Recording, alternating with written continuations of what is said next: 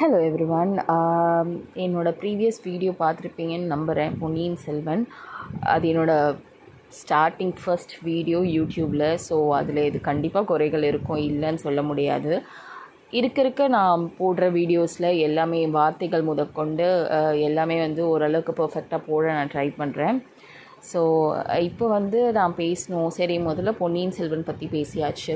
அடுத்து என்ன பேசலாம் அப்படின்னு சொன்னால், பொன்னியின் செல்வனுக்கு அடுத்தபடியாக நான் ஆர்வமாக படித்த நாவல் எதுன்னு பார்க்கும்போது நான் படித்தது வேள்பாரி, வீரயுக நாயகன் வேள்பாரி அப்படின்ற புத்தகம். இந்த புத்தகம் நான் எப்படி படித்தேன் அப்படின்னு சொன்னால் சிரிப்பாக இருக்கும் சொல்கிறதுக்கு. பிக் பாஸில் நம்ம உலகநாயகன் கமல்ஹாசன் அவர்கள் சஜஸ்ட் பண்ணாங்க இந்த புக்கை.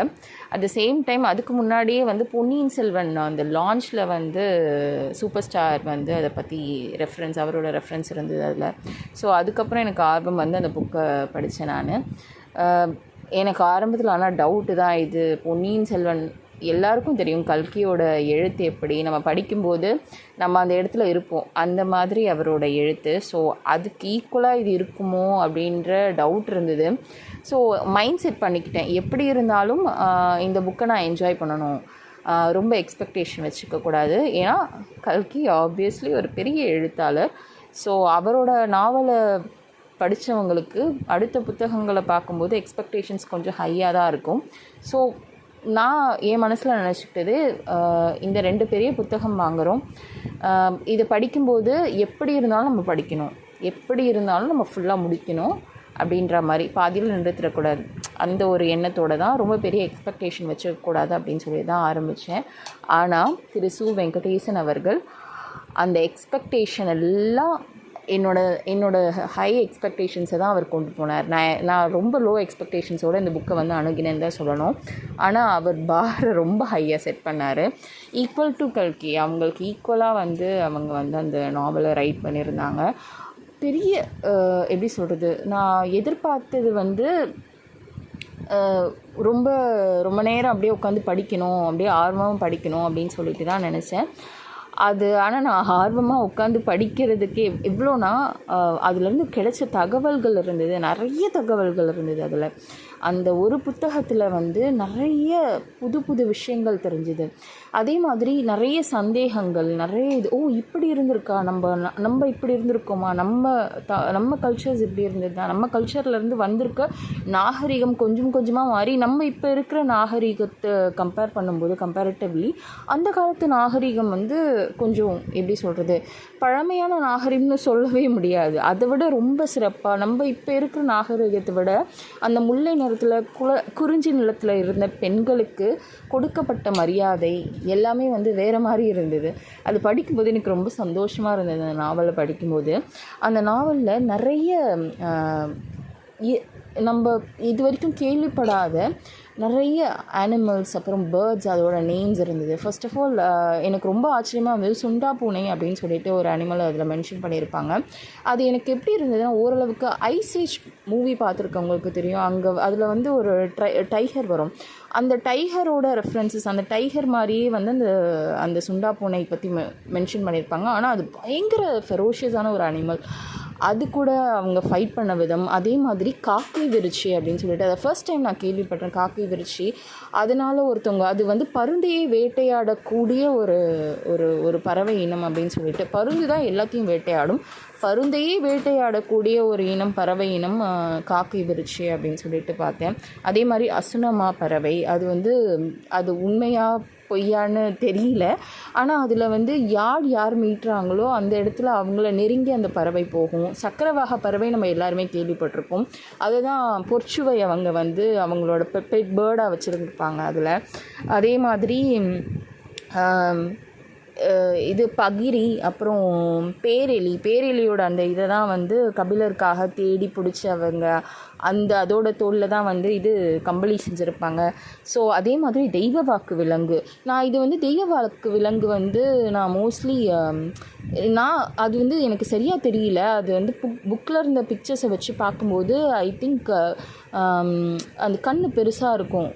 நம்ம மியூசியமில் போய், சென்னை மியூசியமில் போய் பார்த்திங்கன்னா இருக்கும். அது பேர் மங்கூஸ்ன்னு நினைக்கிறேன். கண் பெருசாக இருக்கும். தேவாங்குன்ட்டு சொல்லிட்டு நம்ம சொல்லுவோம். அந்த தெய்வ வாக்கு விலங்கு தான் தேவாங்குன்னு மாறிடுச்சுன்னு நினைக்கிறேன். ஸோ அந்த தேவாங்கு அதுதான் தெய்வ வாக்கு விலங்கு. ஸோ அது யாராவது கண் பெருசாக ரொம்ப ஒல்லியாக இருந்தாங்கன்னா அவங்கள தேவாங்குன்னு கிண்டல் பண்ணுவாங்க. ஆனால் அது தெய்வ வாக்கு விலங்காக கொண்டாடப்பட்டது வேள்பாரியோட காலத்தில் அப்படின்னு சொல்லிட்டு நினைக்கும் போது நம்ம எவ்வளோ இப்போ எனக்கு தெரியுது எவ்வளோ பெரிய பெரிய விஷயங்கள்லாம் நம்ம ரொம்ப சீப்பாக நினைக்கிறோம், எப்படி சீப்பாக ட்ரீட் பண்ணுறோம் அப்படின்றது வந்து இப்போ தான் புரியுது. ஃபார் இன்ஸ்டன்ஸ் அதே மாதிரி பார்க்கும்போது அறுபதாங்கோழி அப்படின்னு சொல்லிட்டு ஒரு விலங்கு, அதுக்காக அவர் ரொம்ப ஆசைப்படுவார் வேள்பாரி, அது எனக்கு எப்படியாவது கிடைக்கணும் அப்படின்னு சொல்லிட்டு ரொம்ப கஷ்டப்பட்டு நிறைய பேர் தேடியும் கிடைக்காதது ஒரு நாள் கிடச்சிருக்கும். ஆனால் அவ்வளோ ஆசைப்பட்ட அந்த கோழியோட இறைச்சியை அவர் உண்ணாமல் கபிலருக்கு கொடுத்துடுவார். அதிலிருந்து அந்த மலைவாழ் மக்களோட விருந்தோம்பலோட அந்த அந்த பவர் வந்து ரொம்ப நல்லா தெரிஞ்சுது. அவரோட நட்போட ஆழமும் அவர் மேலே வச்சுருந்த மதிப்பும் அவரோட விருந்தோம்பல் தன்மையும் ரொம்ப அதிகமாக தெரிஞ்சது. முல்லைக்கு தேர் கொடுத்தவராச்சே.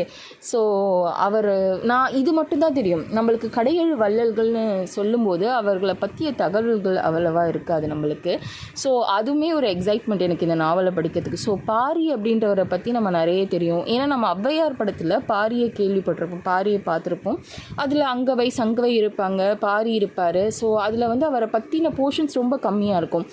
அவரை பற்றி ஒரு பெரிய புக்கே படிக்க போகிறோன்னும் போது நம்மளுக்கு நிறைய தெரிய போகுது அப்படின்னு சொல்லிட்டு எனக்கு ரொம்ப ஆசையாக இருந்தது. படிக்கும்போது எனக்கு ரொம்ப சந்தோஷமாக இருந்தது. ஏன்னா நான் ஆசைப்பட்டு போய் வாங்கின புத்தகம் ரொம்ப சந்தோஷமாக இருந்ததுன்னா படிக்கும்போது ரொம்ப அருமையான புத்தகம்னு தெரியும் போது எவ்வளோ ஒரு சந்தோஷம் இருக்கும். அதை தான் இந்த புத்தகம் எனக்கு கொடுத்து எனக்கு ரொம்ப பாதித்த ஒரு விஷயம் அப்படின்னு சொன்னால் பொற்சுவையோட நிலைமை தான். எனக்கு வந்து அதில் பெண்களை மலைவாழ் மக்கள், முல்லை நிலத்தில் வாழற மக்களும் குறிஞ்சி நிலத்தில் வாழற மக்களும் நடத்தும் விதமும், நாகரீகம் மேம்பட்ட மருத நில மக்கள் ஒரு பெண்களை நடத்துகிற விதமும் ரொம்ப வித்தியாசமாக இருந்தது. ஸோ இங்கே வந்து குறிஞ்சி நில மக்கள் வந்து பெண்களை வந்து யாரெல்லாம் கல்யாணம் பண்ணிக்க போகிறாங்களோ கல்யாணம் பண்ணுற பெண்ணை வந்து தோளில் தூக்கிட்டு மாப்பிள்ளை தூக்கிட்டு வரணும் அப்படின்னு சொல்லிட்டு சொல்லுவாங்க. அந்த மாதிரி தூக்கி கொண்டாடப்படக்கூடிய இடத்துல வந்து பெண்களை வந்து இந்த குறிஞ்சி நில மற்றும் முல்லை நில மக்கள் வச்சுருந்தாங்க. உண்மையை சொல்லணும்னா இவங்களுக்கு நாகரிகம் ரொம்ப கம்மின்னு சொல்லிட்டு ஒதுக்கி வைக்கப்பட்ட மக்களாக இவங்க இருப்பாங்க. அதே சமயம் பொற்சுவையோட நிலையை பார்க்கும்போது கொஞ்சம் கஷ்டமாக இருந்தது. ஏன்னா பொற்சுவைக்கு வந்து ஏற்கனவே அது விருப்பம் இல்லாத கல்யாணம் தான். அவங்க தந்தையோட கட்டாயத்தில் இது நடந்திருக்கும். அட் த சேம் டைம் அவங்களோட முதலிரவு அப்போது அந்த பாண்டியர் இளவரசனுக்கு வந்து என்ன பண்ணியிருப்பாங்க, நிறைய கல்லை ஊற்றி கொடுத்து அவங்கள வந்து முதலிரவுக்குள்ளே அனுப்பிச்சிருப்பாங்க. இது எவ்வளோ கொடுமையான விஷயம். இது வந்து எனக்கு படிக்கும்போதே ஒரு மாதிரி அருவருப்பாக இருந்தது. ஒரு பெண் எதெல்லாம் சந்திக்கக்கூடாது, இட்ஸ் ஆக்சுவலி மேரிட்டல் ரேப். அதுதான் வந்து பொற்சுவைக்கு அங்கே நடந்திருக்கும். ஸோ அது வந்து நார்மலைஸ்டு சொசைட்டியாக, அதுவும் யார் அந்த சொசைட்டியில் அது வந்து ரொம்ப நார்மலைஸ்டாக இருந்த ஒரு விஷயமா இருந்தது. ப்ளஸ் அந்த காலத்தில் ஒரு பட்டத்துக்கு உரிய ஒரு மனுஷன் வந்து ஒரு பட்டத்துக்கு உரிய ஒரு இளவரசன் வந்து தன்னோட ராணி மேலே பற்று வைக்கக்கூடாதுன்றதுக்காக அந்த ஒரு ஏற்பாடாக படிக்கவே ரொம்ப சீப்பாக இருந்தது. அது கேட்கும்போது ரொம்ப கஷ்டமாக இருந்தது. எனக்கு அது படிக்கும்போது ரொம்ப கஷ்டமாக இருந்தது. அப்போது இது உண்மையாக இல்லையா, இது கற்பனையான்னு நம்மளுக்கு தெரியாது. அது உண்மையாக இருந்திருந்தால் பெண்களோட நிலைமை, அந்த ஒரு ராஜ்யத்துக்கு மருமகளாக போகிறவளோட நிலைமை இப்படி தான் அப்படின்னு சொல்லிட்டு படிக்கும்போது ரொம்ப கஷ்டமாக இருந்தது. ஸோ கடைசியில் பொற்சுவையை மதிக்காமல் அவளை கொல்ற அளவுக்கு போகும்போது எனக்கு அந்த மருத நிலத்தோட நாகரிகத்தை பார்க்கும்போது கேவலமாக இருந்தது ரொம்ப. அட் த சேம் டைம் இந்த மக்கள் ஒரு பெண்ணை நடத்துகிற விதமும் ஒரு பெண்ணை போற்ற விதமும் எப்படி இருந்தது அப்படின்னு சொல்லிட்டு பார்க்க முடியுது. அதே மாதிரி இயற்கையோட இயைந்து அவங்க ஒரு போரை நடத்தின விதம் அவங்க கிட்டத்தட்ட ஒரு பாரத போர் மாதிரி தான் இருந்தது. அதை படிக்கும்போது பாரத போர் நம்ம மகாபாரதம் எப்படி அதில் வந்து ஹைலைட்டே அந்த மகாபாரத போர் தான். அதே மாதிரி வீரயுக நாயகன் வேள்பாரியோட ஹைலைட்டே அந்த போர் தான்.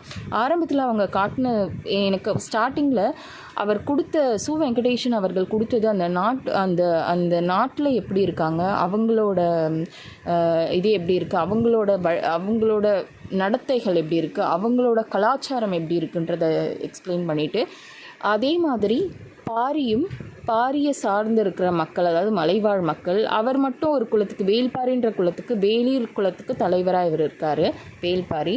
அட் த சேம் டைம் வேறு வேறு குலங்களில் இருப்பாங்கள்ல, அவங்களோட வழிமுறைகள், அவங்களோட வாழ்க்கை முறை எப்படி இருக்குது அப்படின்றதெல்லாம் வந்து அருமையாக எக்ஸ்பிளைன் பண்ணியிருந்தார் சு வெங்கடேஷன். அதுக்கப்புறம் இந்த போர் வரும்போது ஒவ்வொரு நாளும் ஒவ்வொரு நொடியும் எப்படி அவங்க அணுகிறாங்க, எப்படி இருக்காங்க. ஏன்னா வேளிர் குலம் ரொம்ப சின்ன குலம். அவங்க வந்து மலைவாழ் மக்களோட, அவங்கள சுற்றி இருக்க மலை ஒவ்வொரு குழுமியங்களாக இருப்பாங்க. அவங்களோட உதவியை நாடி 3 பெரும் வேந்தர்களை வந்து அவங்க பெரும் படைகளை அவங்க எப்படி தோக்கடிக்கிறாங்க, அதுக்கு இயற்கை அவங்களுக்கு எந்த அளவுக்கு உதவி செய்யுது அப்படின்றது தான் வந்து ரொம்ப பெரிய இதுவாக ரொம்ப அழகாக ரொம்ப ரசனையோடு அவர் அதில் சொல்லியிருந்தார். ஸோ நல்ல ஒரு நாவல் படிக்கணும், நல்ல ஒரு ஹிஸ்டாரிக்கல் நாவல் படிக்கணும்னு நினைக்கிறவங்க பொன்னியின் செல்வனுக்கு ஈக்குவலானா என்னை பொறுத்த வரைக்கும் வேள்பாரி தாராளமாக படிக்கலாம். ரொம்ப அருமையான நாவல். உங்களுக்கு நிறைய தகவல்கள் கிடைக்கும். இன்னொரு விஷயம் என்னென்னா, அதில் முருகப்பெருமானோட ரெஃபரன்சஸ் நிறைய இருக்கும். ஸோ நம்மளுக்கு வந்து நம்ம முருகரை கடவுளாக பார்க்குறோம். வேளிர் குலத்தோட தலைவனாக முருகனை அதில் மென்ஷன் பண்ணியிருப்பாங்க. அவங்களோட வழியில் வந்தவங்களாம் பாரி அப்படின்னு சொல்லிட்டு. இது எந்த அளவுக்கு உண்மைன்னு சொல்கிறது எனக்கு தெரியல. ஆதி தமிழனாக நம்ம முருகரை பார்க்குறோம். ஆனால் இதில் ஆதி தமிழராக அவரை மென்ஷன் பண்ணியிருந்தது வந்து எனக்கு ரொம்ப, அதை படிக்கும்போது ரொம்ப சந்தோஷமாக இருந்தது. So Velpari is a very good experience. யாரெல்லாம் படிக்கிறீங்களோ, யாருக்கெல்லாம் பிடிச்சிருந்ததோ, யாரெல்லாம் உங்களோட கருத்துக்கள், உங்களோட ஓன் கருத்துக்கள் இருக்கும்ல, அதெல்லாம் வந்து மென்ஷன் பண்ணணும்னு நினைக்கிறீங்களோ, அதெல்லாம் இதில் காமெண்ட் பண்ணுங்கள். Thank you so much.